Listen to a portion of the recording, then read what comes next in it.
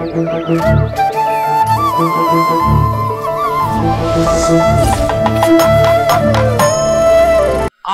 ஒல்லி பாட்டெல்லாம் படு பயங்கர கில்லி என்று இலசுகள் கூட்டம் அனிருத்துக்கு ஆதரவாக குரல் கொடுக்க, நாளொரு மேனியும் பொழுதொரு வண்ணமும் அவர் கணக்கில் ஓவர்லோடு பணம். இதுல பழைய 1000 நோட்டு 500 நோட்டு எத்தனை இருக்கோ, வளர்த்து விட்டவர்கள் இப்பவும் தருகிற சொற்ப பணத்தை வாங்கிக் கொள்கிற பெருந்தன்மையும், புதுசா வருகிற கம்பெனிகளிடம் அடித்து பிடிங்கிற ஆவேசமும் இல்லாத மனிதராக இருக்கிறார் அனிருத். இது ஒண்ணு போதாதா, எப்போதும் ராஜாகி விட்டார் கோழி விட்டிலும் டோலி விட்டிலும். இவர் அடிக்கும் அடியும் பேய்கூச்சல் பின்னணியும் இலசுகளுக்கு பிடித்திருப்பதால் வேறு வழியே இல்ல, அனிருத் பின்னால் ஓட வேண்டியதுதான் என்று முடிவெடுத்திருக்கிறவர்களின் லிஸ்டில் தன்னையும் இணைத்துக் கொண்டிருக்கிறார் சந்தானம். கடந்த சில மாதங்களாக நம்ம படத்துக்கு மியூசிக் நீங்க தான் என்று உரிமையோடு கேட்கிற அவருக்கு அனிருத் சைட்ல இருந்து ஒரு சிக்னலும் இல்ல.